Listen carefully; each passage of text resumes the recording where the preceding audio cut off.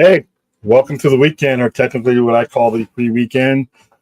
That period of time before you jump into the full-throated weekend, which is Saturday, Sunday. Welcome to the Midnight Express. Welcome to the Sci-Fi Center Live. Welcome to everybody who's about to tune in live, and also a big hello to those of you who are the vast majority that will view this show on the replay and on a decent hour. So, all you guys who are watching our shows, during the PM hours and, early AM hours and stuff like that, like while you're at work. I've gotten a lot of feedback of people who have been listening to it in their car. In fact, we have a couple of listeners that have come on to some of the live streams on their nights off where they have told me that they are listening to me on their way to work or while they're driving around, while they're doing Uber. So that's kind of cool. Like I said, I have my little corner of the world, and I'm having influences. I mean, the same way I take time out to listen to some of my favorite YouTubers and podcasters and hosts and all that. People are giving me, if you give me at least 5 or 10 minutes a day, that's kind of cool. That's more than I would have gotten without this platform. So, all right. So this is going to be a quickie. This is going to last less than an hour because it is by definition a Midnight Express. And I got a big Friday to get ready for and a big weekend to get ready for. So, also, if you ever want to support the show, there is the Streamlab tip link that is glued to the top of the chat. If you ever want to do that, you can also join the Patreon. We're about to do another Patreon stream. It looks like we are going to be doing Seven Samurai, which is great because that's the movie that I really wanted to. When I didn't have any, I let you guys pick it and everything, but I think that headed into Rebel Moon, or our Rebel Moon buildup, I really want to do some Kurosawa movies so that you guys can feel the influence that I experienced going through it. So I just put the link to the Patreon in the chat. We have 2 tiers. We have our Frap Club, our Frappuccino Fund, which is the $5 tier. It just basically gets you in and gets you in all the mainly most of the streams. And then you have the Movie Club Fund. And this weekend, I got the last poster I wanted to hold off on, and that was Five Nights at Freddy's, which you guys will get the mini posters for that. Some of you might even get buttons, but you guys are going to be getting a bunch of little mini movie posters. You've already gotten your tickets to go see Saw. As I get more digital movies, digital releases and digital tickets, you guys will be the first ones to get those on the Movie Club, which is a $20 tier. So, how you doing, Spider-Man? Yep, hammer the like button. Like, subscribe, and share. Do I got my little thing in here? There we go. Do this. I'm going to upgrade this, by the way. It is cheesy as hell, but it was just something I was playing around with, while I was upgrading. Like I said, as soon as I get less busier, I'm going to completely convert the solo shows over to Streamlabs OBS. But the shows that I have guests on, and like this weekend's Saturday Overnighter show, I'm going to have several guests on. And I have Brad on that show, so it's easier to do it through StreamYard. So I will be keeping this StreamYard account open. So, all right, let's see. All right, well, yeah, I was watching a school video on Legends talking about Randy Savage, and they said that they hated working with Randy because he was so meticulous in planning his matches. But yes, that is 100% true about him. It rubbed some people the wrong way, but you know what? Quality wise, that's how much he cared about the profession. If you ever go look at the hold on, there's a documentary where they're talking about Ricky Steamboat's WrestleMania match with Randy Savage, and Randy Savage planned the hell out of that match, move per move. He had a note paper. He had Ricky Steamboat taking notes and everything. And this was the match that was going to, end up losing Randy Macho Man the Intercontinental title. But he was all about putting on the best show and making it and getting the best reaction out of people.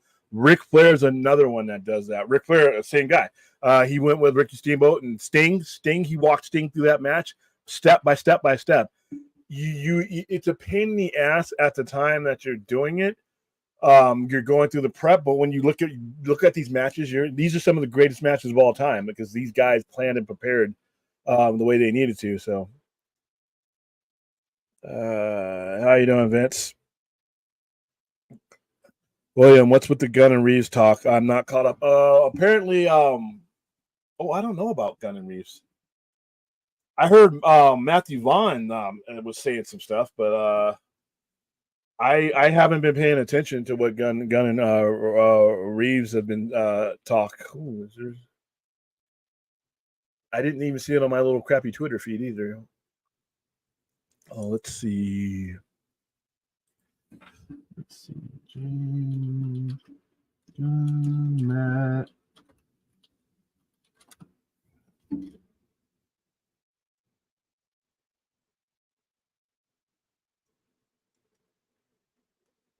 Let's see.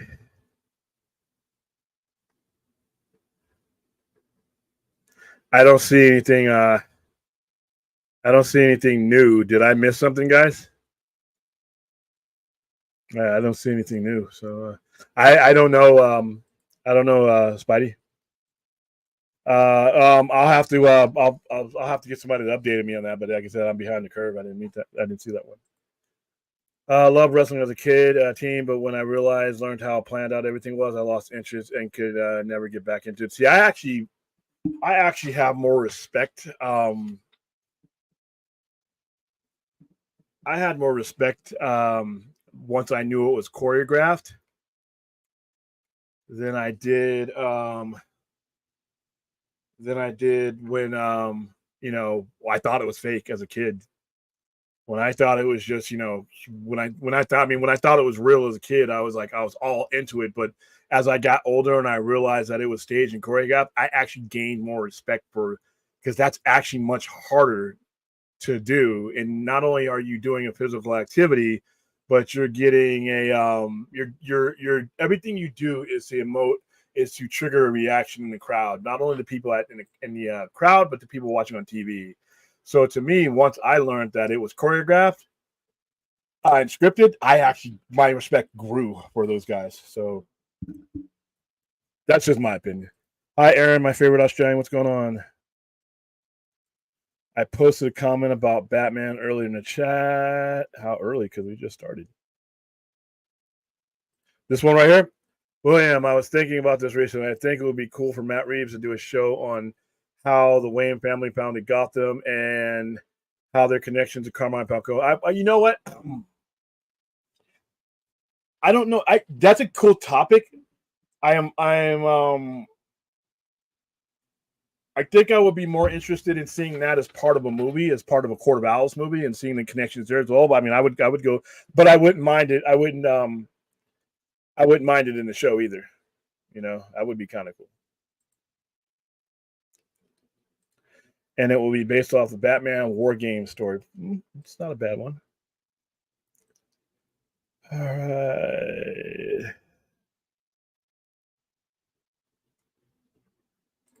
I love Biden's White House Nation speech. It was on point. It should be proud of himself. That speech in America. Yeah. Without getting into politics, it was. I'm watching. I'm literally watching it right now. It's on my. I watched it earlier live, but it's on my TV right now. That's, you know what. Regardless of what your politics are and how you feel about anything going on in the world, all I've ever wanted, no matter who it was, Republican or Democrat, to have a measured response, and that I get the feeling that the guy in that office knows what he is doing. That when there's a world in crisis, that I know that there are people in there that are experienced people that have been through it before, that have been at multiple levels of the government. I want the guy who's flying the plane to actually be a pilot and know what he's doing. And you know what? I've grown up under different administrations, both Republican and Democrat, and that's all I've ever. That's the first thing you should want before you even get into the political stands of it. You want someone who's capable, and you can sit back and be the audience member at this point and let that guy handle it. So his speech was a very measured, very even speech, and that's what you want. And even if you went with the content notwithstanding, you want that type of reaction. You want to be filled in. You want to be informed to the point where, when you walk away from that speech, you're like, well, that was too much for me. That guy has it. And that's what I feel right now. I felt that way when I was a kid with George H.W. Bush. I'm a Democrat. I won't hide that. But I think George H.W. Bush to me is a personal hero, is a hero. Anybody who fought in World War II, as far as I'm concerned, by default, but he was ahead of. I mean, I just always got the sense that that type of person at that level that's the way they're supposed to be. That's the way they're supposed to be. Like they're running a board meeting, and so yeah, that's what you want. So there you go. And the show sets up Court of Owls, and would be based off a Batman War Game storyline. Yeah, like I said, I would lean right into Court of Owls myself. The only guy that ran for office that truly had combat experience was John Kerry, but he had a lack of personality, and he had this issue that he couldn't get elected. And plus, they did the smear campaign. But no, you've had plenty. You've had George, like I said, George H.W. Bush was a World War II fighter pilot, so he ran for office. One. You got a lot of guys throughout history that had combat experience. That hell, I mean, going all the way back to the Civil War, Ulysses Grant was the president. Dwight Eisenhower. But yeah, so now, I don't know what's going on with Matt Reeves and James Gunn today. Like I said, I know I saw a real quick thing about Matthew Vaughn talking about rebooting things and rebooting Star Wars, and and that he'd been in talk with James. I think maybe that's what you're talking about, Spidey. Hold on, I'm getting dry.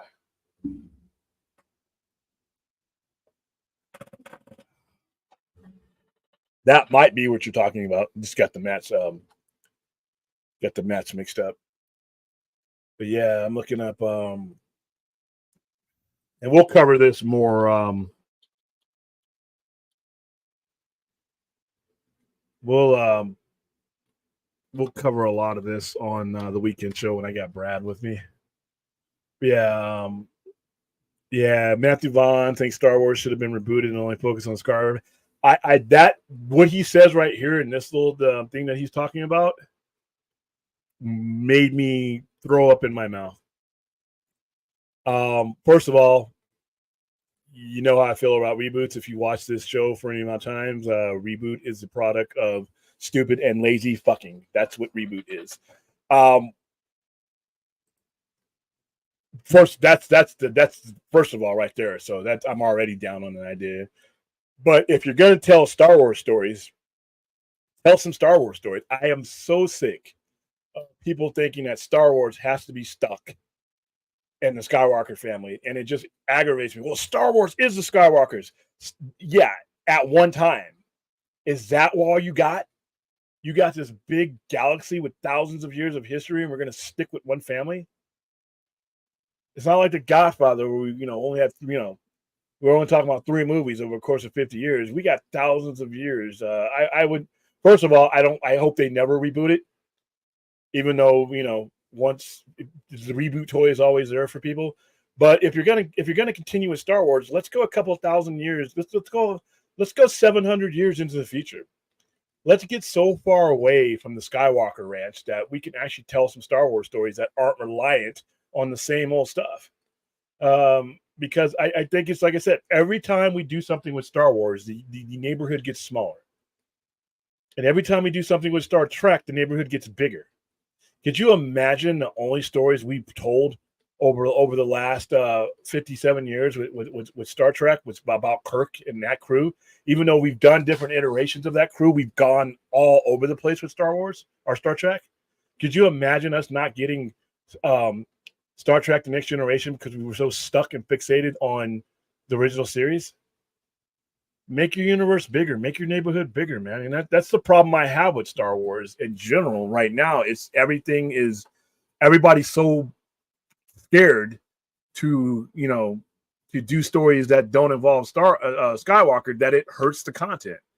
I thought that when they did the sequel series that they should have brought those characters briefly in the periphery, but I had belly achers whining, nobody would go see it. Listen, if you're making the decision about Star Wars, you can't be that pussy. All right? You cannot be a pussy if you are making decisions about the iconic brand of Star Wars and you paid that kind of money for Lucasfilm to get a hold of it. The pussy is me or guys like me who sit behind a computer with no risk in the game. But if all you're going to do is play it safe, you don't need to be in that job, as far as I'm concerned. And once you start doing that, you get caught in the nostalgia trap. And nostalgia traps are tough. If you don't navigate your way out of them or through them right, they can end up blowing up your whole franchise. And look what ended up happening. We got stuck on the Skywalkers again. And it ended up ruining that sequel series that had potential to be a lot more. Don't be a pussy.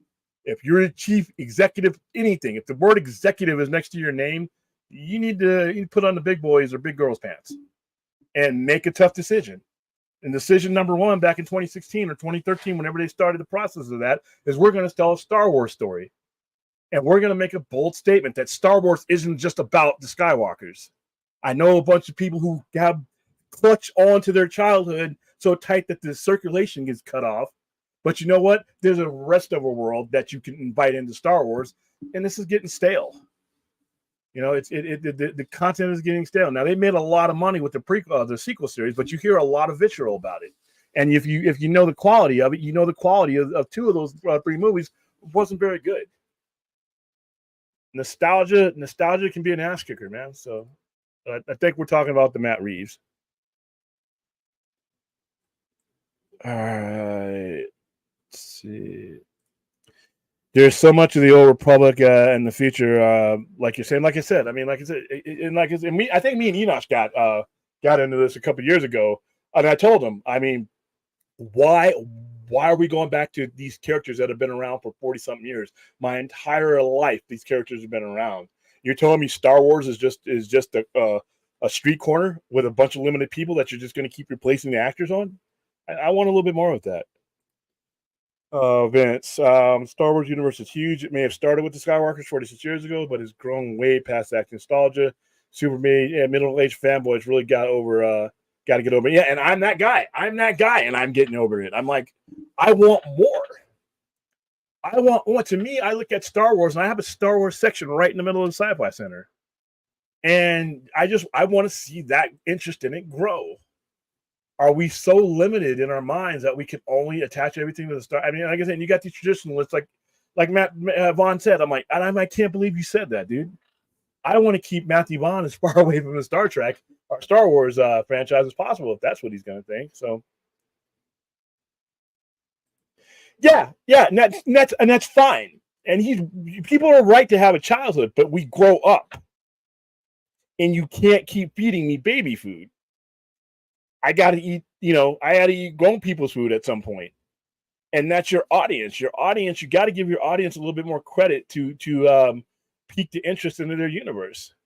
I want out of this neighborhood. I want out of the Clone Wars era. I want out of the prequel era. I want out of the sequel era. I've had enough.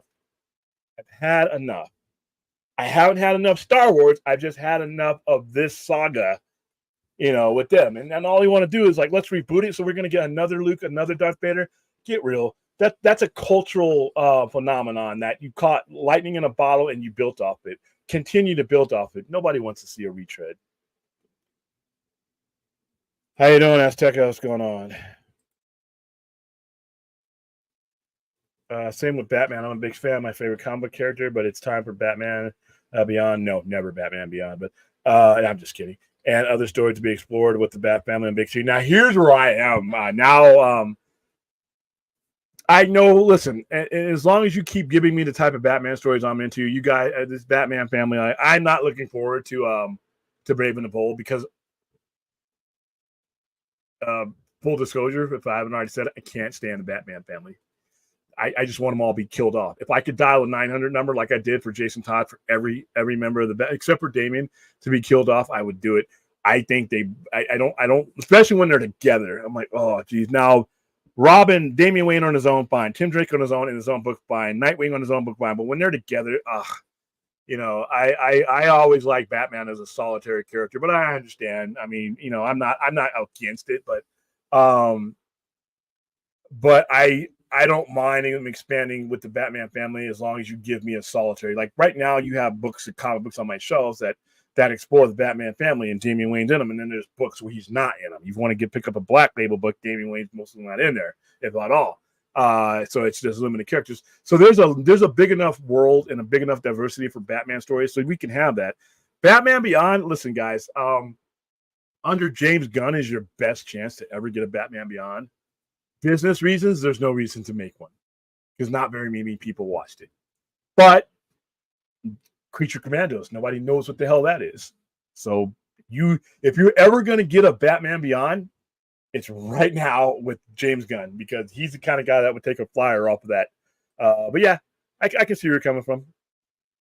Yeah, dude, I don't know what's going on with the notifications. I've tried a couple of different things and it's just not up to me sometimes. And then some people who don't even have the notification bell on get, because it's in their algorithm now because they watch me enough. I don't know what to do about, I wish everybody got the notifications at once because like I said, you see sometimes people come in way in the stream because they realize I'm on and it's like, wow. So yeah. Did you see Nolan's comments about the Taylor Swift movie? If so, do you have a stake in his comments? Listen, I don't have much regard for Nolan's opinion after the whole Tenet thing. When people were bleeding money, studios were bleeding money trying to make the right decisions after COVID, and he basically leveraged COVID into the theater, and they ended up losing him a lot of money and not doing all that great when they should have waited.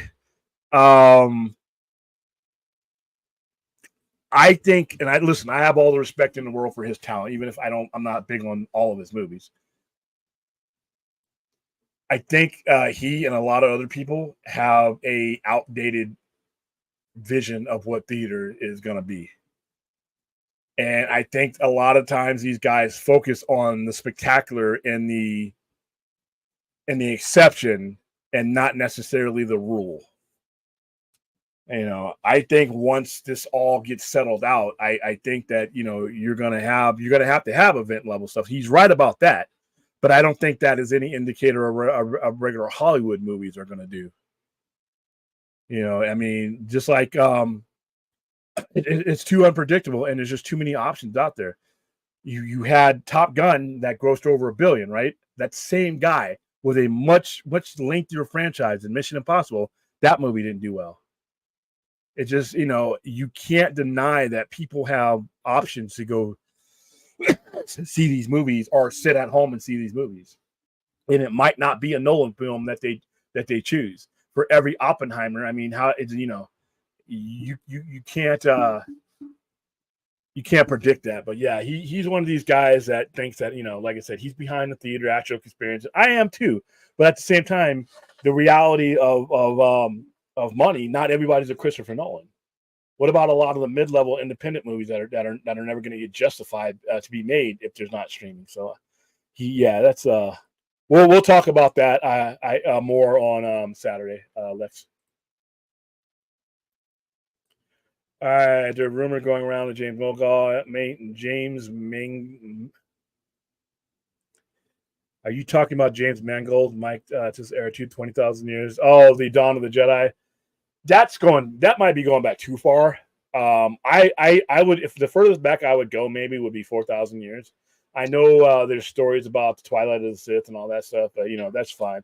But I like 4,000 years in the past, or give me 100 years, 200 years into the future. Give me far and away from this old storyline. Give me a different type of government than the old Republic fighting the First Order or some other derivative of it. It just seems like it to me, it invalidates the big wars you fought to defeat the Empire and all these people when basically just, any remnant of them can just basically become the most powerful thing in the world. It's just like,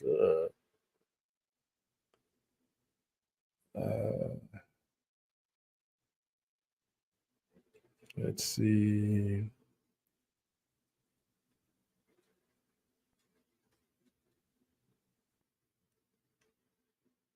Second. Star Wars is a build up to about 4 or 5 tropes set up in the original trilogy. Outside that, it's nothing else. Well, but there's more to do there, though. I mean, you just not sticking to the same building blocks for the past 50 years would be a start. I think Star Wars could be a hell of a lot more than it's been. How you doing, Azteca?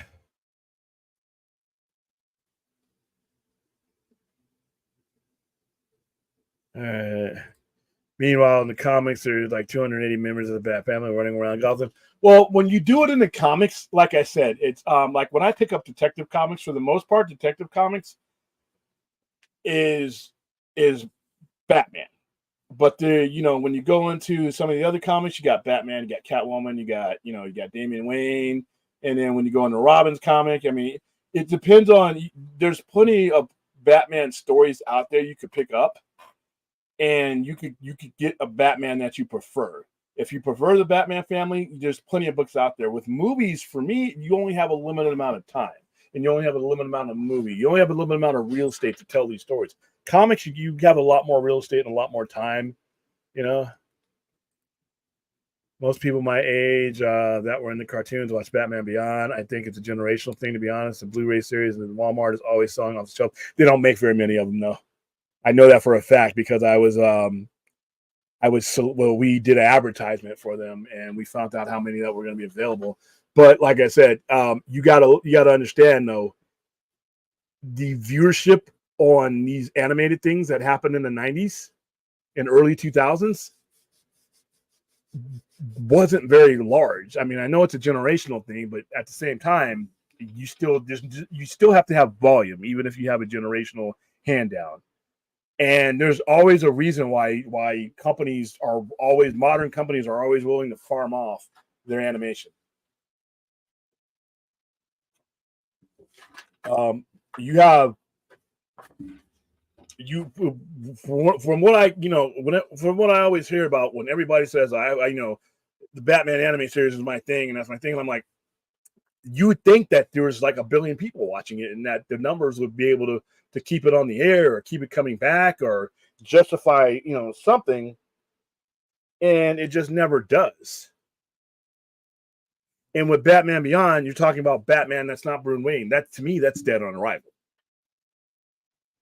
I don't think there's any money to be made in the Batman that is not Bruce Wayne of some age or sort. But that's just me. That's just me. Also, there's Batman.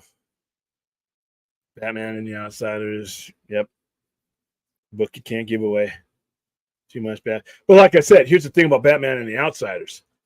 That comes out on a monthly basis or something like that. I don't read it. I mean, it can sit on the shelf. But if all I have is, if I only have 2 or 3 movies over a certain amount of time, that's all I have. So that's, not now we got Matt Reeves Batman, but how many more of those do we have versus, but as long as I have a Batman story that I like being told, you guys can have your Batman Beyond, your Batman Family, all that stuff.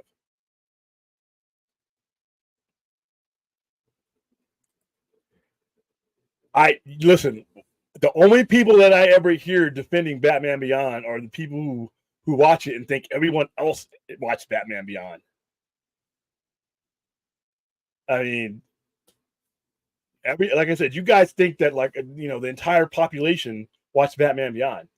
If there was money in Batman Beyond, 3 seasons. We're not even talking about something that even lasted a while. We're talking. Let's look up Batman Beyond.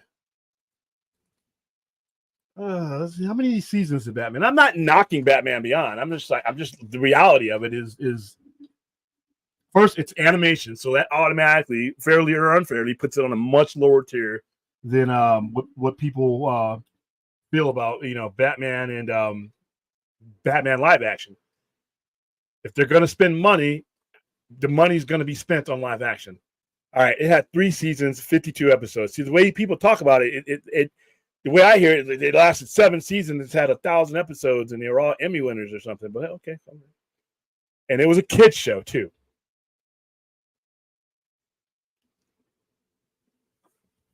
So 3 seasons. Only one of them haven't had 26 episodes. The other 2 had 13.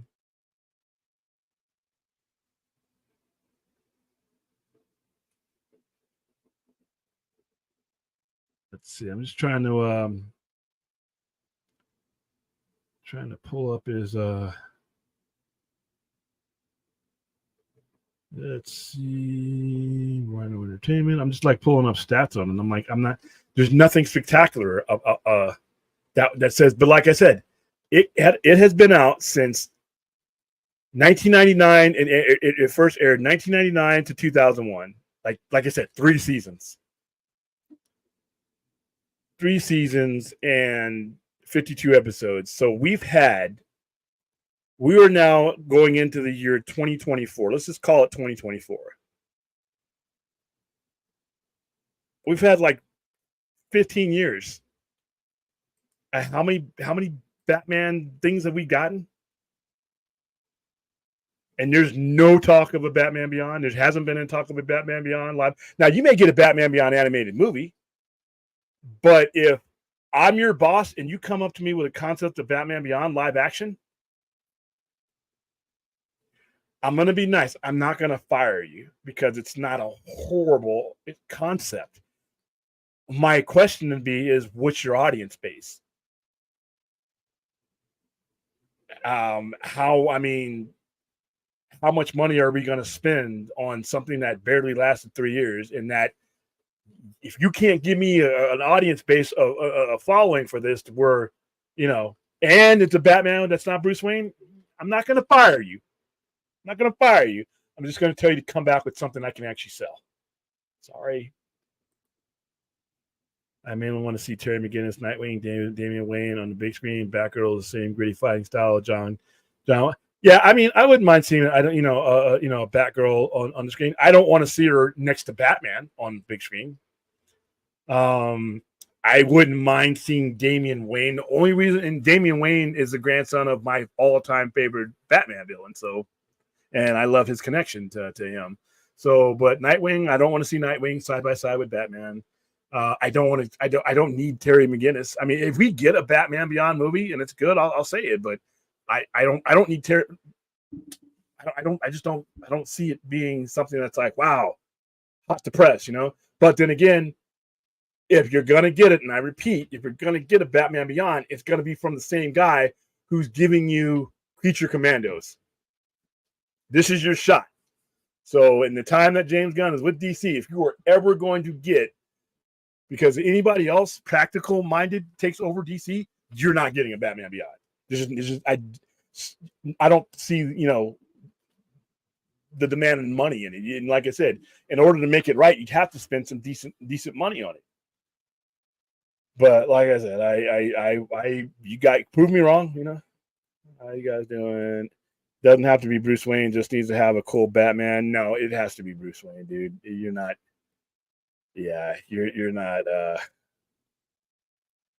with the people who sat in front with the sippy cups and watched the cartoon back then, and I'm not making fun of you, but I am just kidding. It didn't have to be Bruce Wayne for you because that's what was presented to you. Now you have to take that and present it to the general public.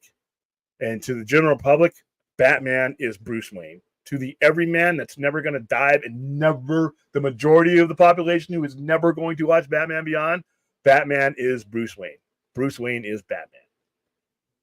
That's not even an opinion. That's pretty much what it has been. If you put a Batman up there that's not Bruce Wayne, even though, be honest with you, like I said with Star Wars, take the risk. Those guys are going to be like, they just can't identify with somebody who's not Brit. Doing it in a cartoon where you're spending no money, that's one thing. Doing it in live action, that's a risk. Do you see these guys taking that risk? I mean, James Gunn aside, if it doesn't happen with James Gunn, it's not going to happen. That's what I think.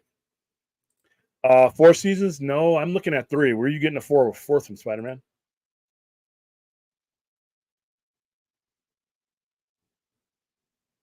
I'm seeing 3 seasons here. The 4th one? I don't know about.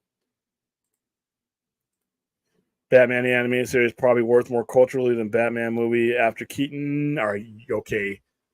All right. I almost bid on that fourth 1,000. You almost had me. Almost had me responding to that nonsense, but I got my 4th senses up. I only see 3 here, but okay. I don't remember a lot of anime stuff having a ton of seasons in the 90s. Well, there's a reason why, Vince, because the viewership wasn't that high and it wasn't worth the money for most of them. That's why you see WB as soon as they get in there. Every time somebody takes over, they want to. It's the first thing they just start cutting is animation because of the draw proportionate. 413. Where are you seeing 413 episodes? Hold on. Number of seasons 3. Number of episodes 52. Season 1 ran from January 1999 to May of 1999. That had 13 episodes. Season 2 ran from September 1999 to May 2000. That had 26 episodes. That was the one they went all out. Season 3, August 19, 2000 to December 18, 2001, 13. I don't see a 4th season.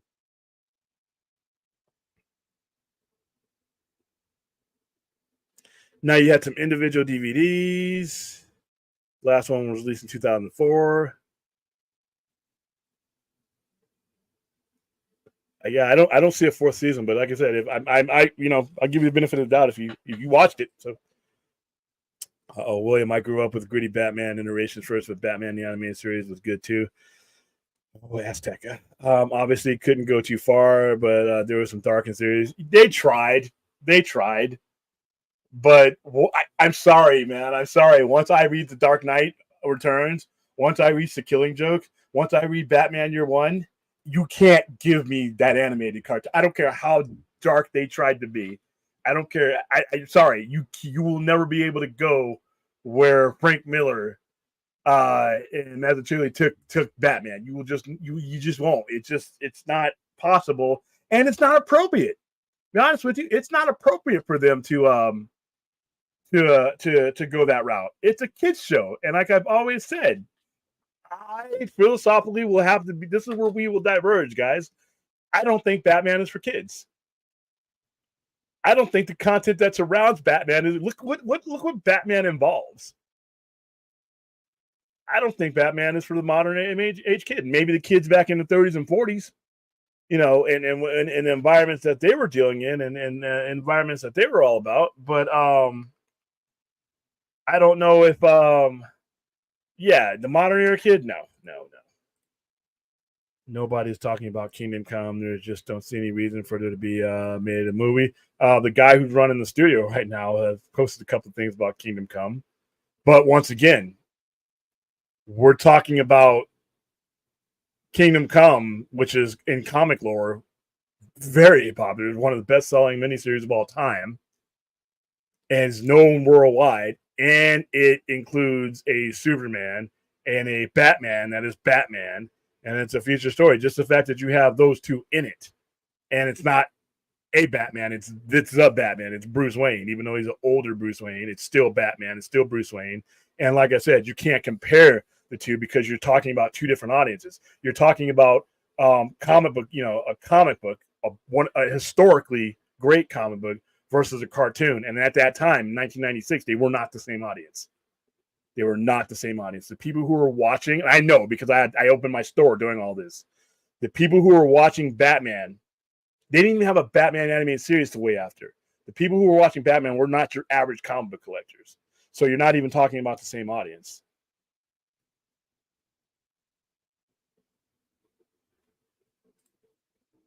Yeah, but you're still only talking about 3 seasons. But even still, okay, that's even, you've had all this time. Where's the movie at? And like I said, I mean, it seems more like a pipe dream. Hey, if you guys get Batman Beyond movie, I'm not working against you. I have no use for it. But if you get it, you get it. That's fine with me. I just, like I said, just like, Nightwing's comic. I don't. It's on my shelf. I sell it. I don't read it. But I'm pretty sure there's somebody out there who enjoys it. I just don't see it ever happening outside of James Gunn. Like I said, your best shot right now is James Gunn because he will go for obscure shit that nobody, knows about. The majority of people don't know about. This is your shot. I don't think it's going to happen. But if it happens, I'm not going to be like, damn it, you guys. It's not like it's going to be like with us with Snyder and stuff like that, where people, once we got it, people were like trying to kick us even in our celebration. No, if you get Batman Beyond, more power to you. A lot of shows that were great only lasted 2 or 3 seasons. Doesn't mean they sucked. I didn't say they sucked. You're thinking about it from a fan's point of view. If in order to see why you would invest the money in any more of that, you have to understand what's the draw. What's the draw versus the cost? Is the draw worth it? Is the draw worth spending 50, 60, maybe 70, maybe 100 million on a Batman Beyond? Is the draw there with the general public? Not the one who sat down in front of the TV and watched the cartoon. The general public has to buy in on this. Because even comic book collectors like me, we're the minority. So you have to make this sellable to the general public. That's where you're going to run into the wall. You guys talking to me ain't going to do it. It's not going to do anything. I wouldn't. Listen, you get it. But I'm telling you, business wise, why when it comes to TV shows versus animation, live action Batman, if there's a pool of money and there's a decision on ever spending it on animation versus live action is going to get that money. Live action just has the more reach, more bandwidth, more and despite what you grew up with. What you and I grew up with versus what I can sell to the masses are two different things. They are not the same, and they shouldn't be conflated. That's all I'm saying. No, I'm not saying Batman Beyond sucked. I'm not saying Batman Beyond. Let me make the disclaimer. I am not saying Batman. I had no use for it, but I'm not saying it sucked. I didn't have that kind of connection as you guys did. I'm talking about buying and selling. Can I sell this to the general public? And no matter how much you guys love something when you were a kid, when you were watching it, that's not the question. That's irrelevant. How much you and I love something growing up is irrelevant to if I can sell it to the general public now. And I just don't know if you can. But once again, we're getting Creature Commandos. So there's hope for you guys. William, if you pass on Batman Beyond movie, you fire yourself, dragging the company down. No, I wouldn't. Just nobody's going to get fired for not making a Batman Beyond movie. Especially if the option is to make a live action Batman movie. Nobody's been fired for not making one yet. I mean, Vince, I'd have no issue with the animated Batman Beyond movie. Yeah, that's probably what you're gonna get. You might get more Batman Beyond. I just don't see it them spending live action money on it. I'm not sure most of its fans are saying we think live action movie would be a blockbuster. I'm not sure most of its fans are saying. Well, here's the thing, though. And that's what I mean by risk reward. You guys wanting it and loving it as a kid, not you, Vince, but in general, does that translate into a decision-making process to where I'm going to spend live action money on it? If I'm in the corner office, I don't care how you felt as a child. Hell, I don't care what I felt as a child. My question is in 2023, 2024, 2025, can I sell this to the masses? Because not every inspired story can sell it to the masses. Kingdom Come, which Fourth brought up a couple of paragraphs back, you're saying that nobody knew who that was. But even if no one knew who that was or what that story was about, and they do, it's a lot more relatable. It's an easy sell. First of all, the harder sell with Batman Beyond is it's some other guy. That to me, that puts the hole in the boat. But I can easily sell the general public of an older Superman, an older Wonder Woman in a near apocalyptic world. I can sell that to anybody. I can sell that to anybody before I sell a futuristic Batman that's not Bruce Wayne.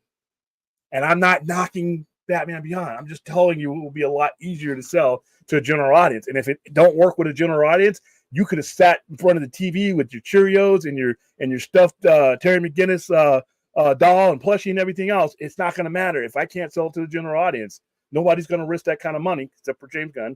And even James Gunn, that's probably going to be a hard sell for him. I'm not saying that James Gunn would absolutely do it, but what I am saying is the guy who's giving you Creature Commandos or, and Metallo and carry, those kinds of things, your best shot is with this dude. So, like I said, cast audit for there is Ra's al Ghul for Batman, Brave and the Bold. He would be perfect, yeah. And that's an intriguing thing. I'm on the fence about Brave and the Bold because, like I said, I'm not a big fan of the Batman family. That's just a personal preference. However, you give me Ra's, man. I mean, I haven't seen him portrayed right. Ra's al Ghul has not been portrayed properly, in my opinion. Much respect to Liam Neeson. That's not Ra's. So I hope that whoever they get for him is more indicative of what the what the actual character is. All right, more people were excited about Keaton to be old Batman and beyond than any mention of Keaton. No, they weren't. More people amongst our society were. Fucking cares about us besides each other. We care about what each other say. We bounce our own passions off of each other. Once again, we ain't the general audience. I just because your buddy on YouTube and your buddy, at work and some of my customers may be excited about that Batman Beyond. I told you guys when I first knew that they were going to be hinging a lot of the ad campaign on Batman that hadn't been relevant for 32 years. I was worried about that. Because most of your median demographic either wasn't born when he was last relevantly Batman or just don't care because there have been several Batman that they've connected with since then.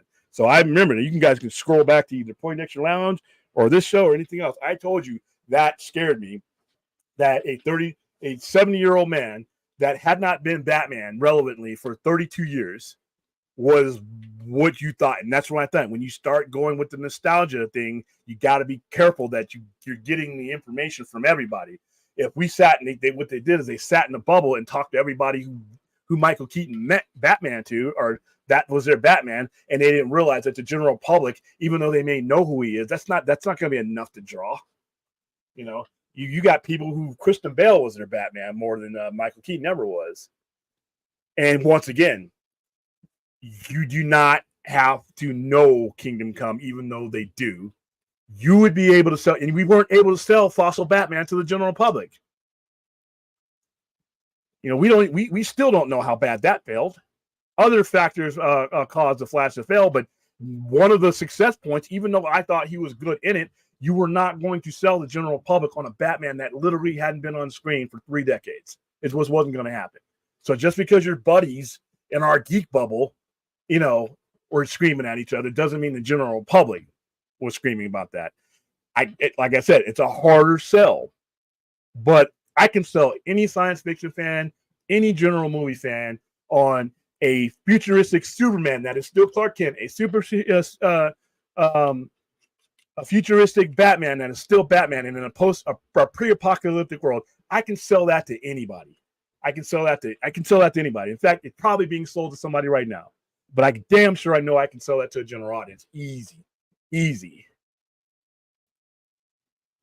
William, you need to watch Snarky J review of Colors of the Flower Moon. I saw her. It popped up on my thing. Apparently, she didn't like it. I think she walked out on it. So I'll get around to that though. I love that idea, Fourth.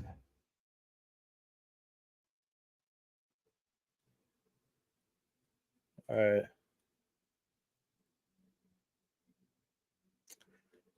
Once again, you're not necessarily speaking to the choir. Narratively, I see where you guys are at, but can I sell this to the general public? Think outside of us right now. Can I sell that to the guy on the street? I just don't know if I can. Miles Morales is also Spider-Man, but here's the thing. You see how they did that, though? You see how they brought Spider-Man in, and like I said, they have taken a lot of time. You've had more than here's what you've had. Let's look compare to what you had with Batman Beyond. You've had basically, let's say Spidey's right. Let's say you had 4 seasons. It says here 3 with 52 issues. No cultivation of that character anywhere near what Miles Morales is. You also have to figure out what Miles Morales' circumstances is, and the huge risk that even allowed that with the Ultimate brand that allowed that to happen. Then they spent 7 years building up that character, consistently building up that character, and then they put him in animation, which is where Batman Beyond is. We're still talking about a cartoon. Now, by the time Miles Morales, and it's probably going to be quite a while. You're probably talking about 5 more years, 6 more years before you get a Miles Morales in live action, possibly longer. By the time you get to Miles Morales, you will have consistently cultivated that character on so many different levels that Batman Beyond was never done, that you would be ready for it at that point in time. You're talking about, like I said, in the same time that Batman Beyond is around, look what they've done with Miles Morales versus what they've done with Terry McGinnis. It's just not the same. It's not. And plus, you also have a cultural reference when it comes to Miles Morales. You have people that look like me and kids that look like me that are going to bolster that, because you're talking about a person of color being put on the mantle of Spider-Man. The big difference. There's a lot of factors in there. I see what you guys are saying, but once again, we're still talking about two things that are just animated things right now. One of them has been a lot more successful, though, because of those factors I just put in. But neither one of them are live action yet. How you doing, Draga? Playing Spider-Man 2? It's me. Yeah. Where is Donovan? I know I think Donovan was chained to the GameStop. Hope he's all right. Even Lucius Fox's son was Batman. Yeah. See, and you can do that in that particular story. I actually like that story. But here's the thing. You can try these little things here and there, but Detective Comics, Batman is Bruce Wayne. Batman is Bruce Wayne. Batman and Catwoman. But everyone that actually moves books is Batman. Now you can try to put somebody else in the cape and the cowl, but you have to understand that you're probably gonna bomb, Yeah, and I'm not making a movie of that. See, these things are okay in low risk, low leverage situations. But we're talking about making a movie. The stakes are risen. Stakes go up.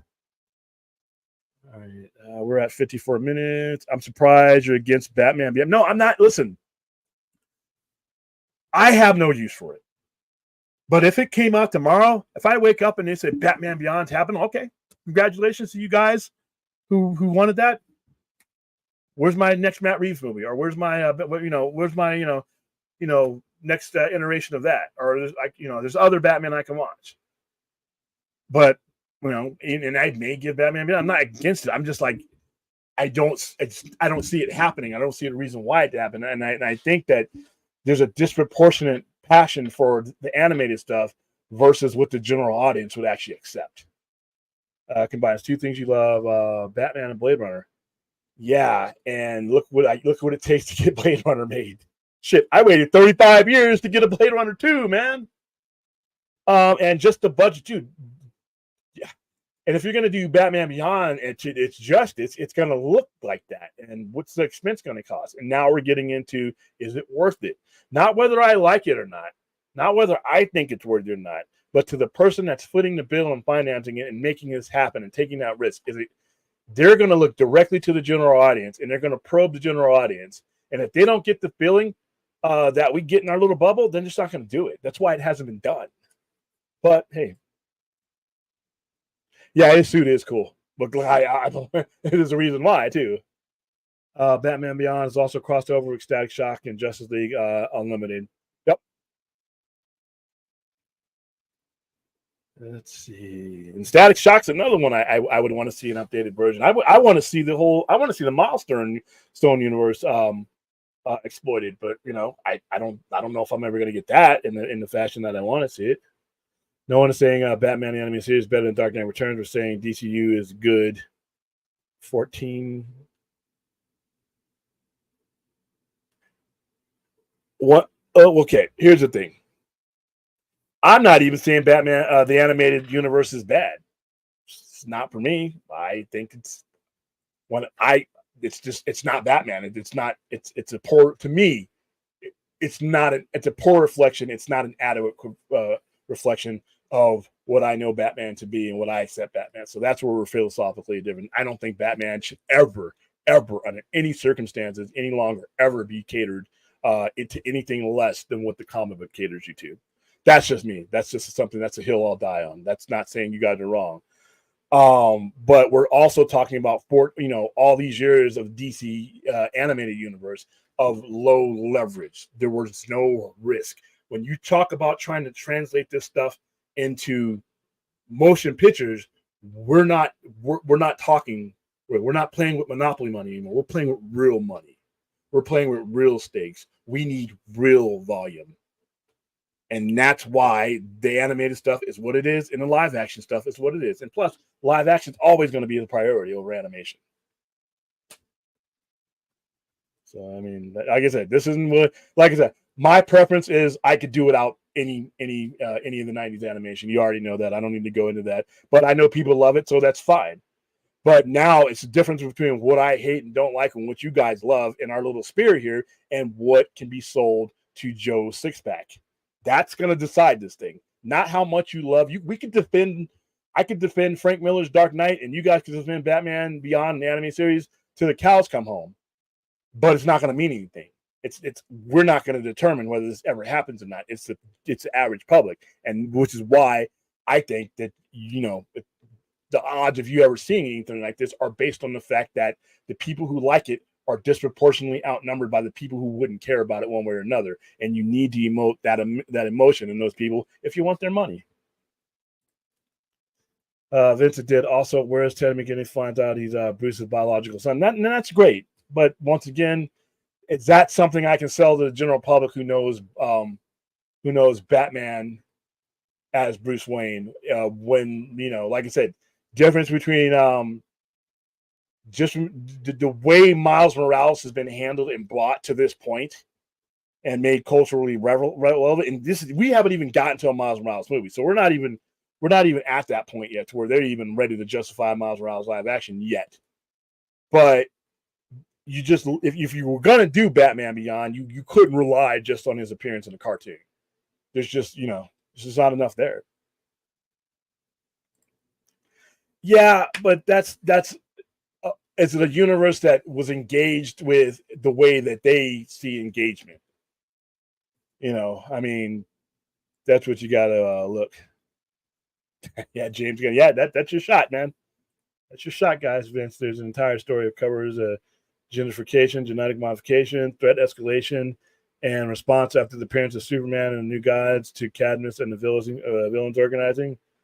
But Batman Beyond needs to be cool, though. Seriously, visually tonal like Blade Runner. Yeah, and that's expensive. Therefore, Keaton cannot do it as old Batman. Give me Ed Harris. And once again, you're talking like a Westworld type situation. It's going to be a really expensive, even if it's not the most expensive thing ever made. What is your return on it as far as, are you getting viewers for your streaming service? Are you getting money? I mean, and listen, you don't have to make dollar for dollar. I've always said, if you're going to put something like this on streaming, it just has to bring value to your streaming service. But if they're cutting animation that they have in-house already, then that's where they think the value of that is already. So they're not going to do it if they don't think it's bringing value, collective value to the, you know. Let's see. All right. Let's see. I don't know him.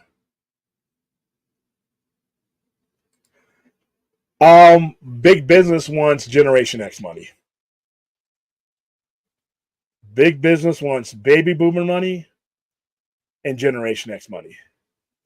Unfortunately, and I'm sorry, millennials and Y and all you other guys, you got fucked, man.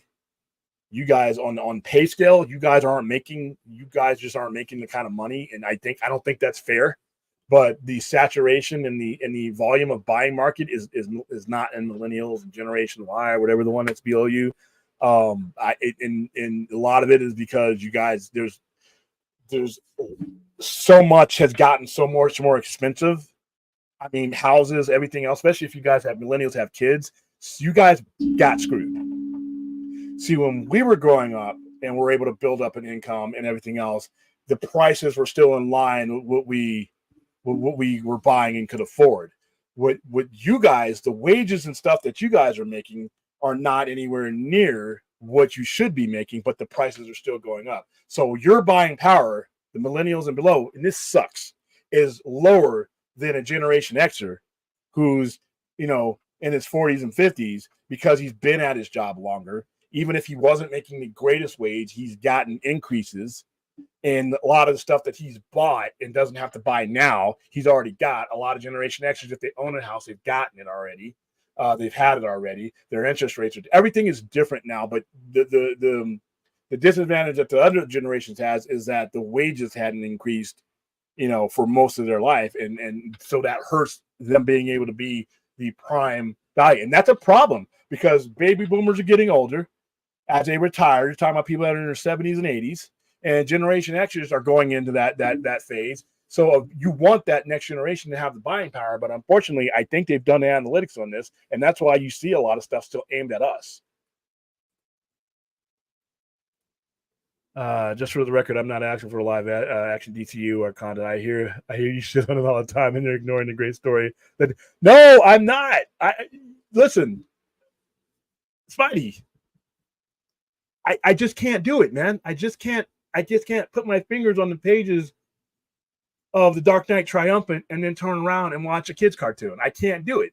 I'm happy you guys had that. I just can't do it. I can't do it. I get dizzy and I have to take my seat when the thought of that happens. But I watched the stuff. I did watch it, and I watched it as it was coming out. And I have referenced this before. And like I said, I think the Superman animated series was just fine because the Superman animated series was in line with what Superman was. They didn't philosophically change Superman because Superman in general, no matter how tough a time he was having, Superman was generally, by nature of what he was, suited for a certain age group and beyond. You were fine there. Batman was not. You philosophically changed Batman to make him into a kid story, and that's where I will always have an issue with it. Not really shitting on it. I'm just telling you why, I'm just pointing out that it's good. It's not Miller or no, but damn, maybe the MCU versus the writer. Now, and you know what? Here's the thing, though. If you look at the bare bones of what Batman the Animated Series' storytelling is, it is fine. It's great. And then prior to that, Mask of the Phantasm, these things are great. For me, this is just for me.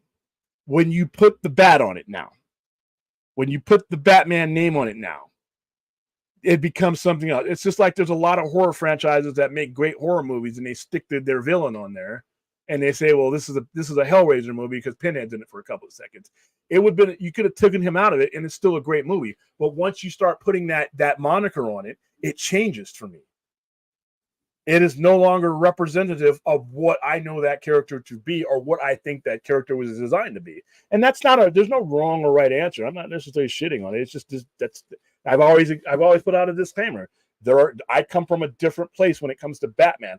I think I come from the place that Bob Kane meant for the story to evolve from. And I don't think that, if they would have looked 50, 60 years into the modern era, they would have never thought that their character was appropriate for children. And a cartoon by default is that type of animation was. It was on WB Kids. All right, let's see.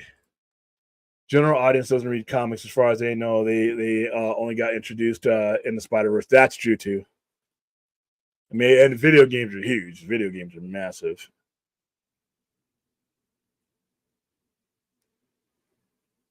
Let's see.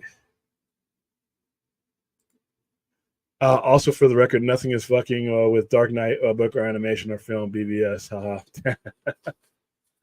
And like I said, Spidey, I understand what you're saying. I completely get where you're coming from. But now there's two conversations we're having here. We're having a conversation about what we prefer and another completely separate conversation about what we can sell to the general audience. Because like I said, they're going to be the judge and jury of this. And that goes for my anything. Like I said, you guys listen. Like I always say with Star Trek, there's a big table. I don't care how you get there. I mean, I would prefer you come through my doorway. But if you're a Batman fan because of Batman the Animated Series, you know what? I mean, like I said, we have a philosophical difference, but you're still gonna, you're gonna have a seat at the Batman table with me. We're just gonna have different views of it. But like I said, it's just now we're talking about, what was the reach of that? Even if you guys loved it, was the reach enough to make it relevant for the average person to take a Batman like that into it? And it's just, I am skeptical of it. So millennials, 1980 to 1995, without that money, eventually these companies will crumble. Yeah, they will. But the problem is that, like I said, you look at where you guys are getting hit. when you look at where the millennials are getting hit, like I said, when I grew up, when I was getting into the workforce and when I was in that age group, the wages I were making were more, not exactly in line, were more in line with the inflation and what were things were priced at. Gas, everything was more in line with what we could afford and what we were being paid than what you guys are getting hit now. There was like they showed a statistic where there was like the huge gap in between when the minimum wage was where it was at one certain time, what it is now. It's like a 15, 16-year block of time. And that generation moved right into that. And it's not fair. They're going to college, they're getting these loans, and then they're going in they're getting these specialties and getting these professions, and then going out into a workforce that doesn't want to pay what their education was worth. You got a lot of highly educated people now in that generation that are underpaid, that are not making what they should be able to make because of the way the world is working. And that's globally. That's not just in the United States. It's just globally.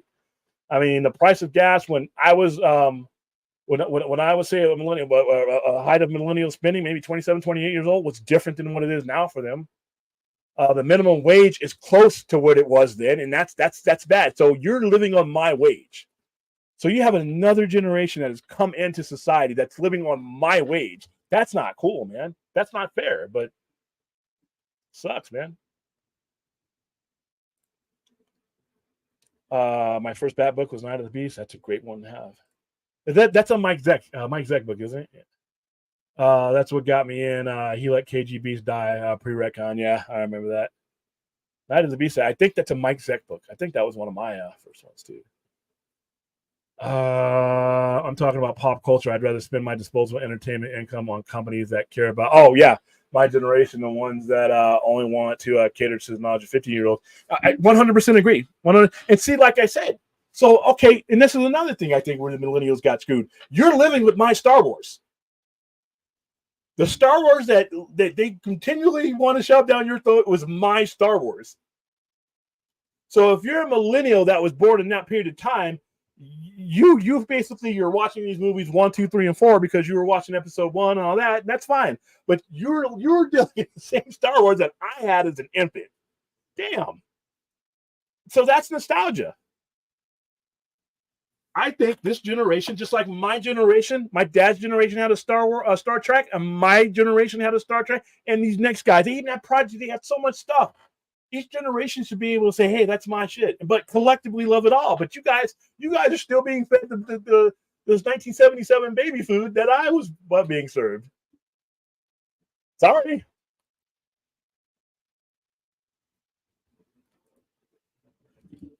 Geriatric and was well, like I said, and that's enough. They're just not creating things for you guys.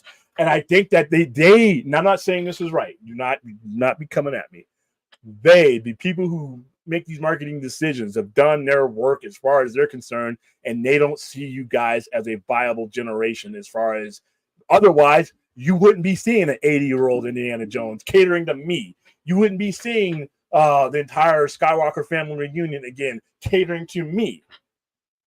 Because they know the kind of money that we can give them and can still give them. They're not certain about what millennials can give them, and that's kind of screwed up. I think you guys got it tough as a generation. Yeah, it wasn't a bad movie. I mean, like I said, it is what it is. It's 80-year-old man, doing stunts. So, no way. I think they cater to fans of prequels. They minded the most. They were marketed to millennials.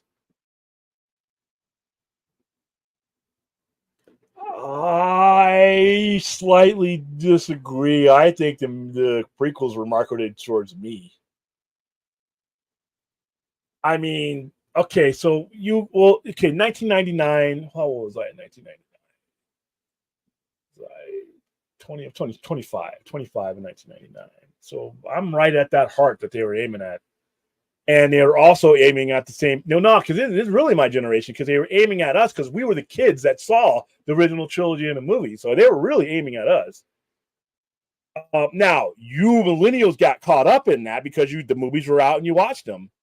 But still, I mean, Even you guys are still being fed the same Skywalker family that I was being fed in 1977 to 1982. Yeah. To be fair, I'm barely millennial. I was born in 1984. Yeah, you're still not. And then there's nothing wrong with your guys' generation. I'm not saying that. I'm just saying that demographically wise, it just seems like they focus on us because they're more confident in our spendability than they are with you guys for a lot of the factors I just pointed out. I'm not saying that that's right. I'm not even saying that that's even accurate. But because of inflation, because of the cost of living, and because of a wage and things like that, not necessarily, uh, you know, growing along with your generation, you guys are literally playing with the same tools that we were, and they were barely enough for us. All right, I remember my cousin had a stack of Batman versus Predator comic books. I still have those. Comic book run they did back in the early '90s. Those were brutal. Yeah, it was cool. How Batman took him out was complete bullshit, but yeah, it was, boy, was it fun. No Generation was crying the whole time the prequels were out. Don't try to change history. What are you talking about? I'm Generation X. I didn't like the first one. Listen, I didn't like the first one. And you're right. Yes, a lot of us were crying. I wasn't. Dude, Attack of the Clones is one of my favorite Star Wars movies. Revenge of the Sith is up there. It's up there in my top 5. I don't this Generation X wasn't yes, though, I had my fellow Generation X who had to have their grown man and grown woman's diapers changed. And that was because they were so clutch to the original series that they thought even Lucas was blaspheming and you can't touch the original series. The original series is always going to be the best. Those are those kind of guys. And we didn't have, we went, 15 years without any Star Wars movies and, all that. So those guys, it was like, but even those guys warmed up to it after a while. They whined at we all whined at the 99 one because it was Jar Jar and midi chlorians. I mean, come on. But dude, Attack of the Clones is kick ass. Seeing Yoda go full ninja on fools for the first time ever. Oh no, this generation guy was X was right there. But yeah, we did have some diaper changing happening. All my mid 2000 current Star Wars content is mine the most. Filoni's whole thing was started in Clone Wars. And here's the thing, and we're going to talk about this on Saturday too. The whole why did Ahsoka drop from its premiere episode? It plunged, and listen. If you guys watch me, I don't care about the Clone Wars and Rebels as far as their relevancy. I'm tired of this universe, but I enjoyed. I don't like the way Ahsoka ended the first season. I thought they built up a lot of shit that they didn't resolve, and I'm fine. I was fine with the quality, but a lot of people didn't watch that series after the first episode. I thought a lot of people watched it out of curiosity, and then it just dropped off. Because here's the thing, guys, and here's a perfect example of the whole Batman Beyond thing, whether I like it or not, or shit on it or not, whatever. When it comes to basing things off of a cartoon, the general audience is just not there with you. The general audience tuned into Ahsoka because it was Star Wars. They took a look at it. They couldn't relate to any of those characters, regardless. And don't come at me. I'm not saying, I'm not giving you a quality barometer about what Clone Wars or Rebels was, but the general audience did. Most of your basic Star Wars fans probably didn't watch that show. And I think it reflected in their relatability to the characters in this show. And I think that hurt the show's viewership. Even though I thought the show was great. Ray Stevens, rest in peace, did an awesome job. They're going to have a hard time replacing him. I love Rosario Dawson in that character. Even if the character kind of got on my nerves up till now, I love her in that role. David Tennant, hearing his voice again was great. Diane, I can't think of her name right now. I just, what I'm talking about. She was great. Lars Mikkelsen, seeing Grand Admiral Thrawn for the first time in live action. I don't count the other stuff. And live action was great. I enjoyed the series. I didn't like the way it ended, but I enjoyed the series. But guess what? It was full of characters that most Star Wars fans hadn't connected with. So I agree, Spider-Man. They are marming the hell out of prequel Clone Wars stuff. Yeah, and I wish they stopped. This is the whole conversation we had earlier. I want them to mine something else that we can all be doing. Generation X, millennials, boomers, everybody who's still around. Let's all get something new with Star Wars. Damn it.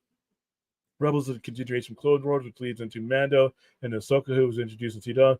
That's all prequel. But here's the thing. You are right, but did it work? Did it work?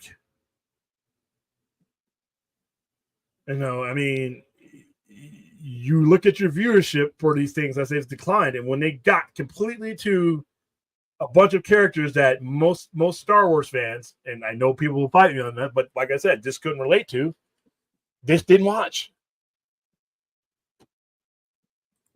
Let's get out of this neighborhood. You really got to be stuck in nostalgia if you think the original series was actually good outside of 5 or 6 episodes. Most were oh no, you're 100% right. But we use it as a measuring stick. It's always going to be held up high for people because without it, we wouldn't have what we have now. It's cheesy. The special effects, the changing the color of a little dome thing so that you're in a different planet and basically reversing the camera so it looks like the Enterprise is in orbit around everything else. That same lava wall that was in every episode, all you did was you did this. This is basically what they did with Star Trek. They changed the colors. They did a lot of this. They changed the colors. And I got to commend them because that's kind of cool. For what you had back then, it worked.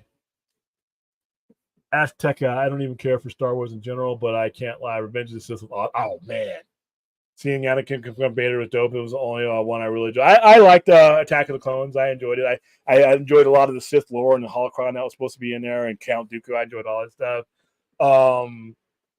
But Revenge of the Sith, man, just that whole feeling of dread over the last half of that movie when Order 66 is implemented. Just seeing all that happen and seeing Mace Windu fight the Emperor and the Emperor getting out there and being a badass that he was, and seeing after being told, Anakin at that point in my life, 2005, I was okay with that being the last of the Skywalkers. That was fine for me. I didn't need to be brought back into that universe again, but I did love it. It's my favorite movie. It's true Star Wars told in a classic way. It has the best lightsaber. Yes, it does. It has a couple of best lightsabers. I mean, obviously Duel of the Fates and the 99 one, I think, was great, but Phantom Menace was great. But like I said, the fight between Mace Windu and Palpatine was great. I thought the fight between Palpatine and Yoda was good. And then the big one, the fight between Obi-Wan and Anakin on Mustafar was great. So yeah, you're right.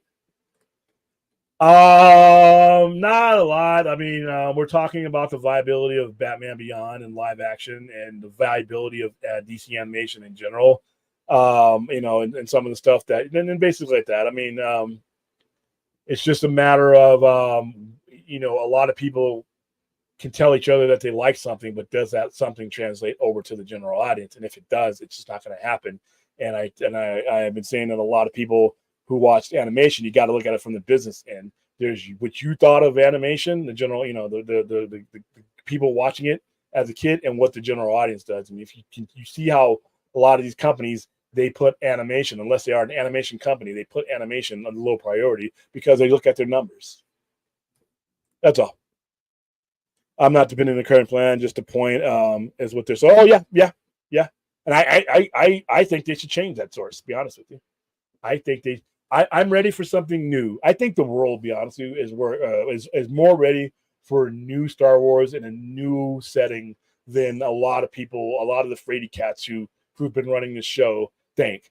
I think we were ready back in 2016. I don't care what anybody says. I think that if you'd have put Star Wars on there and that scroll, whatever that scroll said, that's the adventure we were going on. I think people identify more with Star Wars in general necessarily. I don't think it's necessarily about the Skywalkers. Even if it was at one point, it has to change. And I think that I think the numbers are going to bear that out. I think viewership to drop for many reasons. There's way too much filler in these D plus series, relatability, I guess, even though it's not the creator's fault. Yeah, but you know what though? Relatability when it comes to Star Wars, as far as like characters that they know, they've exhausted all of that. And that's the thing with Star Wars. They kind of trap themselves. You've put yourself in a trap to where if it's not, if it's characters that in shows and stuff like that in history that they can't connect to, they won't watch. Whereas if you would have started cultivating a brand new something 6, 7, 8 years ago, you would be there now. You would be in that new neighborhood instead of with the old one with the Clone Wars, with Rebels, Luke, Leia, Chewie, Han. I'm like, fuck, I love my own family, but if I saw them that much, I'd be sick of them too, you know? The dialogue was poor. The story went kind of nowhere, especially at the end. Rosario's acting was kind of piss poor, in my opinion. I thought she played the character the way the character is, and the characters. Just let's be honest. Ahsoka's one dimensional, in my opinion. Even for the fans of Rebels, most of those characters are barely there besides. But yeah, but they were the core of the story. That was the attraction to this series, was a bunch of characters that most Star Wars fans didn't relate to or even know. You think Mustafar shits on the Duel of Fates? Ooh, that might be a hot take on its own, Spidey. What Star Wars is doing is working for the most part. The sequel trilogy was a disaster, but the TV shows have rehabilitated the franchise. Mandalorian, Andor, and Ahsoka have been huge hits. I was looking at a story today where they were wondering why Ahsoka had that steep decline after episode 1. Andor was great. I didn't think the Mandalorians last season was that good, but you know what? He's still Baby Yoda on there. They're gonna be fine. And Book of Boba Fett was in that same lineage as it was, and it wasn't any good. I think I don't know if the shows have rehabilitated the franchise where it needs to be rehabilitated. And this is just my opinion. I don't think you'll rehabilitate the franchise until you get out of all this. Until you make Star Wars mean more than just this little pocket of 50 years. You know what I mean? That's a personal opinion. That is not edict. I'm pretty sure there are going to be people in the chat that disagree, but I don't think Star Wars, in my opinion, can be truly be rehabilitated until it goes far away from all this. That's just me. Vince, but the movies are pretty much all Skywalker stuff, so it's catch-22. As I said, that's what I mean. They put themselves in a vicious circle to where they're beholden by their own trap. If they only put live action stuff they've already know they can relate to, no, let's go far away. Give me 500 years. 500 years since the Battle of Yavin. 500 years since the Battle of Yavin. Let's do that. Let's start there. We could go to Tales of the Jedi era, 4,000 years before the Battle of Yavin. I'm okay with that too. But right now, if you just want to go forward, let's go 500 years past the Battle of Yavin. Let's start there. Give me a new family. Give me a new enemy. I'm so tired of retreads of the Empire and being told of that. I'm like, what was all these final battles worth if these cats can just keep coming back? It's like, good Lord. Even after World War II, when the Japanese Empire was destroyed, he didn't come back. Germany, they never came back in that status. So, I want a new enemy. I want the consistency to be the Force, and there be have some enemy on there. But let's start with the basic things that are Star Wars, that can be Star Wars, not things that are indicative of just a time of Star Wars. P-45 Mustangs or an airplane, but they're not. They're not. But that time we were flying day. So let's get into something where the core story is there. You want to tell a story about Jedi? We can have some Jedi. You want to tell a story about an antagonist? Have an antagonist there, and then start from there, and then start putting names on it. But I'm like, even when I was watching Thrawn, I'm like, I'm still stuck in the same shit that I've been stuck in the same 30 years. I'm waiting for Star Wars to grow. I love Star Wars, but I'm like I said, every time they put out something new, my universe gets smaller. It's the exact opposite of Star Trek. I thought Ahsoka did good. That's news to me. Hold on. I don't think it was low. It was a decline. I was watching it on camp today, but I also read it before he said it. We're going to discuss that on Saturday, RJ, if you want to come on, by the way. But yeah, it was, hold on. I forgot what the article was because I clipped it and I sent it to Ahsoka ratings. Probably spelled that wrong. All right, the company reported the show bought in 1.2 million households when the first episode premiered back in August. That's a decline of nearly a third of its audience, specifically 28%. The Ahsoka finale viewership is also significantly down from the Mandalorian season 1. Hold on, where is this? Yeah, and there's a couple of different articles. Fans leave Star Wars viewership. Yeah, and let's see, movie.com. And like I said, the quality of the episode was good. I just didn't like where the story went. Let's see.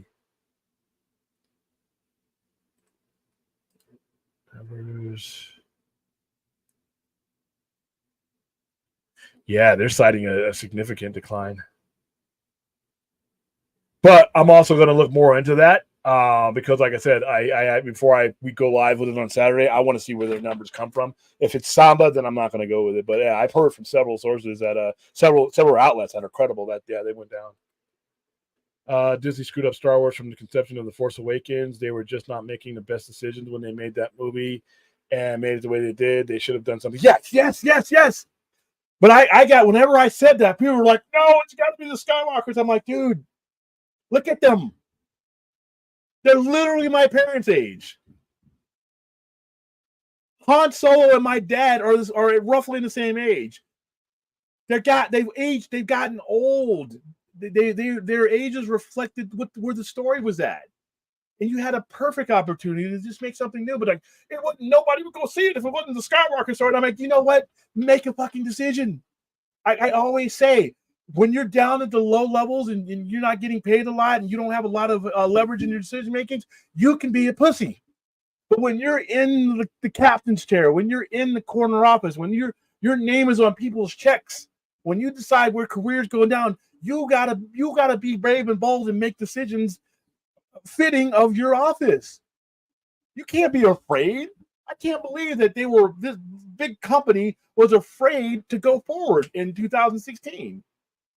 Look at where they would be almost 8 years later if they had done that. They would have had a whole fertile ground to deal with. Instead, what? We're still digging up the same weeds, digging up the same dirt, trying to plant new stuff in crappy soil. And eventually, it's just going to get watered down. I really look forward to that 500, the scroll saying, duh, and then when you roll up, 500 years past the Battle of Yavin. There you go. Something new for the Generation X guys, something new for the millennials and below, and the boomers. Everybody. We all love Star Wars. I think we just all want something new. They've learned from their mistakes, but they have to find a way to bring Star Wars back to theaters. It cannot. Yeah, Star Wars is a movie thing.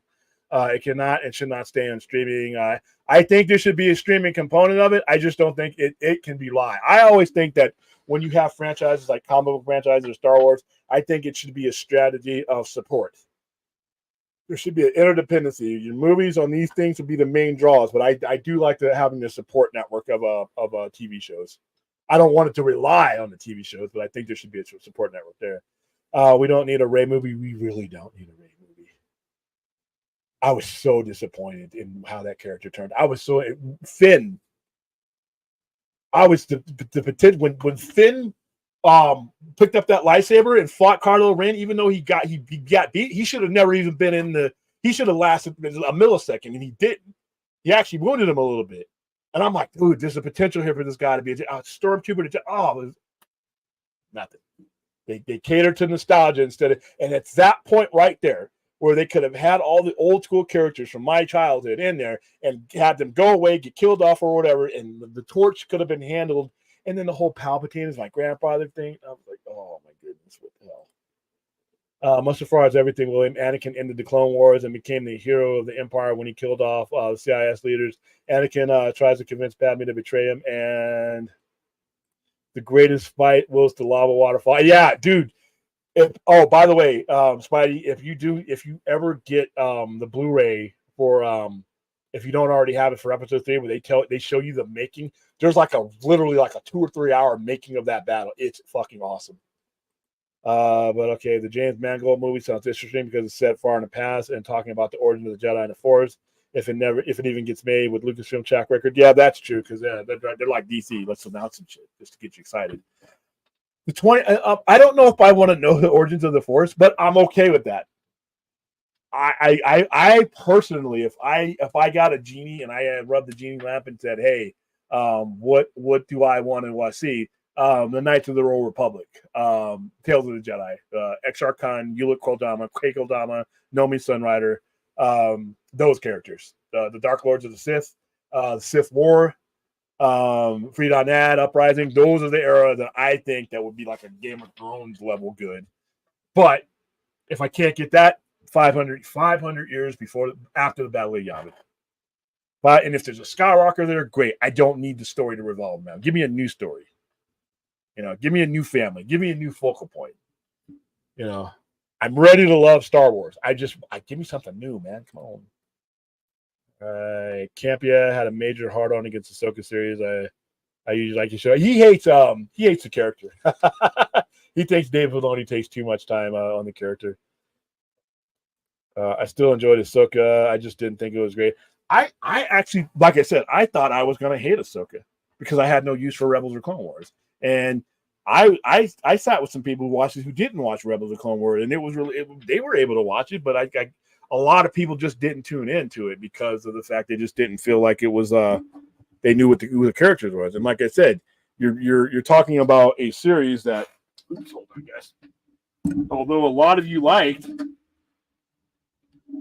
not very many people actually saw, as far as like, are you going to do this with live action? And that's why you got to be careful when you're going with this live action stuff, based on cartoon stuff. How's your animation built up the audience that you need to? And in this case, I don't think it was not enough to keep them. CIS Confederation Independence of the Outer Rim, aka the Droid Army. Yeah. When he killed all those people, Dark Sidious sent you to help us. No, Dark Sidious sent you to put a hit on your ass. And then him killing the kids, and even though they didn't show it, he does it, and it's like, wow. Bob Iger even admitted in his memoir that they had made The Force Awakens to be as boring, as bland as possible to win back jaded Star Wars fans from the prequels. They should have done Lucas' script. Well, I knew that we refreshed on Lucas' script. Iger was scared that they'd lose fans if they didn't make something familiar with the first Star Wars Disney movie in 2000. That night. And once again, why is Iger afraid of anything? You're Bob fucking Iger. You're not me. You're not the guy running the hot dog stand outside the office. You've made it, dude. You've made it based on the decision making that you've done up to this point. You have credibility to make so, even if you're wrong every now and then, you have enough credibility to be like, you know what? Everybody has a bad day at the work. What were you afraid of? You're not some unknown. You're running one of the most successful branch companies in general. You're Bob Iger. You should have been able to say, this is what we're doing. I'm Bob Iger. You see my resume? I'm Bob Iger. I'm not Joe Smo. I'm not Jeff Johns. I'm not Josh Whedon. I'm not some guy that's in the middle management to lower. Compared to me, their necks would break looking up at me. I'm Bob Iger. We're going to do some brand new shit. And that's it. That's it. You know why? Because I got here by taking risk. I got here by engineering the sale and the purchase of all these things with all this money that my butt still hurts now from spending $74 billion on Fox. I took that risk. The same guy who took all these risks, the same guys who took the risk to even acquire Lucasfilm were afraid. That just blows my mind. And that, to me, even a guy like Bob Iger can make that kind of mistake. It shows you that anybody can. But yeah. Honestly, I think people would have shown up if anything could have been 20 years. And like I said, you slapped that. Star Wars at that point has universal credibility worldwide. They would have been waiting for your story. You should not have been afraid to tell your story. But like I said, I just fear when you're at this level, fear can't be a part of the game, man. Fear cannot be a part of the game. I think Lucas Trilogy would have been worse with kids, and while the Force, we'd still be here talking about different aspects that we hate. But we'd be talking about something new instead of the geriatric guys that they kept running out and the geriatric story that they came running out. And you know what? You take a chance. You take a chance with that. That's one of those things where you just got to go your franchise. Maybe Vince, but at least we'd be a consistent story that had vision behind it. Yeah, that hodgepodge, they didn't have a plan. I never got the sense that they knew what the hell they were doing. Once the fans and they were too weak to really have a backbone against. Once the fans had a response, they just crumbled. Yeah, you'd have plenty of good seating. Nah, they'd probably make a lot of money, but I don't think they need to make it. There's a difference between making something that makes a ton of money and then something that might hurt your franchise. Man, they played us with finish. Yeah, man, dude, I thought he was gonna grab the lightsaber, and I was like, yeah, because that would have been perfect. That would have been a perfect story that would have been so Shakespearean to see Finn go from a stormtrooper to a Jedi. I mean, that story was there, man, and they didn't tell it. It was like, they should have brought back the original trio in the first movie instead of dragging out with each character getting a movie alone with the new cast past the story. Exactly. And that's what I felt that Force Awakens was. I thought there was too much of the old cast in Force Awakens, but I was okay because I felt that this was going to be a Finn and Rey story. At that time, I thought the world was cool. I'm like, okay, we're still in the same universe, but I got two brand new people. I got two possible Jedi. You know, I got Kylo Ren. I never really connected with him, but I was okay. I was willing to accept Kylo Ren and all that bullshit. I have a new story. I wasn't really. I wouldn't even have to agree where that new story would have gone 100%. But I thought I had a new story, and then the next one that's come out, and then I got that Halloween feeling again. It's like, yeah, I seen the Making Mustard Frost. I did really best core. Yeah, and that's a long dude. If you bought episode 3 on DVD back in the day, you got your money's worth just off of that extra that special feature. We need an entire movie that goes 1,000 years in the future. I'll take 1,000. I've been on 500, but I'll take 1,000. And the whole movie is just showing their family trees. Rise of Skywalker was the most disappointing movie I've seen in a long time. Yeah, Rise of Skywalker and The Last Jedi, both of those. That movie depressed me, not because it was bad, but because that was how they chose to end it and resolve it. Yeah, I 100% agree.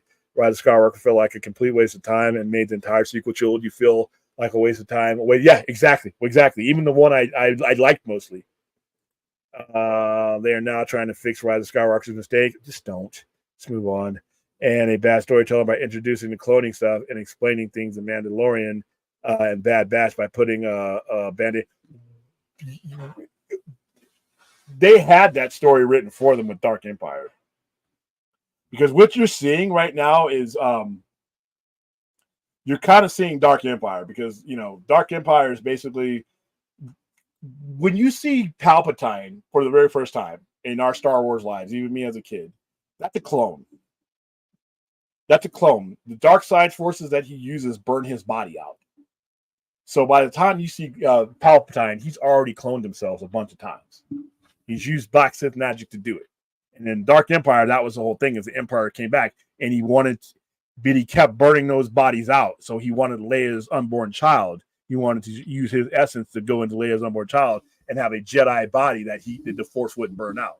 So they had the storyline right there. And they could have used, that as a way, Snoke, there was no reason for Snoke to exist. No reason for Snoke to exist. Anakin Skywalker, really the baddest man in space. The second baddest is Char and Samwi. To be honest, Mando and other stuff would be just fine without trying to fix the Rise of Skywalker. I moved on. I wish they could. Even the smartest, most brilliant business leaders can have a bad day at the office. Sadly, Iger's was the creative leadership decisions made with Star Wars something too big to fail. Yeah. Yeah. Oh, yeah. Hit the like button. Wow, we've been on. We were only supposed to be on an hour, but hey, I will go as long as the conversation goes. There you go. Like, subscribe, share, infect the internet with my presence. If adults don't relate to animated stuff, they sure as heck not going to relate to a bunch of 12-year-olds running around. I liked Kylo's story. Couldn't live up to his grandfather's legacy, and it bothered him to his core. I liked what they were doing in the books more than I liked what they ended up with Han, because obviously they had Jalen, Jason, and all those ones, and Yuvon. They would have never been able to do the Yuzon Vu long because it was just too depressing. And Chewie even dies in that thing. That's just bad. For all the complaining about the prequels, at least they felt new and interesting and expanded the world and lore of Star Wars. It was George's story and the vision all the way through. faults it off. And like I said, there were extra because if you look at the comics, the Sith holocrons are in there and the Jedi holocron, and that's what the Emperor steals in order to get a lot of the stuff from. They put those out there, but there was a lot of stuff that was in there that I really enjoyed. I loved like I said, Phantom Menace was kind of lame, but even Phantom Menace has some good moments in it. I mean, it's you, especially after you saw it. I saw it in the theaters. So you know it's been the first Star Wars movie since Return of the Jedi, so it was such a huge deal. They were playing it 24/7 around here. It was great. William almost fell for the Skywalker family tree movie bait. Yeah, I don't have any issue with Palpatine coming back as the true villain of the sequel trilogy and being the one behind everything and the cloning stuff. I just hate how they got there later. Yeah, and I hate how they're getting there with all this because all this stuff with Ahsoka is kind of leading. Yeah, Snoke should have never existed. Snoke would have been great and not been a puppet. Yeah, but if the whole point was to get the Palpatine, what they should have done is like I said, they should have used the Dark Empire and given you a young Palpatine, a kick-ass Palpatine that was trying, somehow to control his powers and all that. A young Palpatine would have been a good twist, not her grandfather. I didn't need that to be. It would have made more sense for her to actually have been a blood Skywalker for me. I would have bought that more than I would have bought her being his granddaughter. I'm like, when was the Emperor banging anybody? Especially the old pruny one that they showed you. How old is she? I mean, come on, man. This isn't it. Just if you were gonna put her, make her a Skywalker, make her Luke. I don't know, but yeah, I was just kind of lame. I'm really hoping that the Acolyte will be good. Prequels about the Sith. Please don't suck. Yeah, they don't dive into the Sith as much. Kylo killing Snoke while he was talking shit was my favorite part of the trilogy. The Red Room finally. That scene was good, and the way he cuts him in half, that was good. But like I said, it just didn't have enough of those moments for me. Bringing back Palpatine show, they made up the sequel trilogy as they went along exactly. There was never a plan, or if there was a plan, Rian Johnson threw it away with The Last Jedi. It was ridiculous. Yeah, it was reactionary thinking. That's the kind of shit DC does. It was just reactionary thinking. 7 was setting up something big, but 8 and 9 screw. Yep, exactly. Like I said, I walked out of The Force Awakens with a very good feeling. All right, so Spider-Man saw Jedi in the theater 3 times for that scene. All right. See, that's the thing. William Palpatine never had a biological kid. His kid was a clone who escaped, apparently. And then his clone kid got married and had Rey, I think at least. That's just... That was so lame. I was so disappointed when they revealed all that. So, all right, guys, I got to get to bed. The Midnight Express was usually only supposed to be an hour, but it ended up being an hour and 45 minutes. Thanks to you guys and the quality of your interaction. So, congratulations to you guys for making it to where this was not a waste of time. Every time I get on the air with you guys, you bring new dimensions to the conversation. So I don't mind going over. We basically turned the Midnight Express into a semi-overnighter, which is fine. I'll get my sleep elsewhere. All right. Before we go, got to do that thing. We're headed into the weekend, and that's not always the greatest thing for everybody else. Every day may be a time for someone to reflect on the negative. Listen, embrace the people around you. You don't know what they're going through. Keep an eye on everyone around you. If you see drastic changes, if you see any of that stuff, you're not if you're not, you may be a psychiatrist or psychologist, you may be, but in most cases you are not. You may not be able to solve all that ails them, but you can give them this tool. You can give them 988 suicide and crisis lifeline, 24/7 call, text, chat. You may not be able to figure out and solve what's going on with them, but there's somebody on that other line who can bring them a lot closer to solving these issues and can facilitate a better ending than what would happen without it. So spread the word, whether it be with this cheesy post or spread the word just in talking to people. If you see somebody's down and out and you think they're going to hurt themselves, you bringing this up to them lets them know that you see that. And that lets them know someone cares. And that lets them know you care. And that their existence isn't as worthless as they may be temporarily thinking. So, all right, everybody. I will be on the air tomorrow. I don't know to what degree, but we got the weekend going on. We have our Patreon streams, not this weekend, but I'm going to get ready. It looks like we're going to be watching Seven Samurai.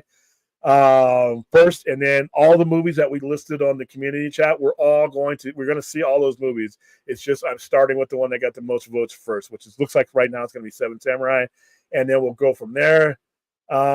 Saturday overnight live show. I do not know if that's going to be a 9 o'clock show or 11:30 show. I will let you guys know tomorrow or Saturday morning by that chance.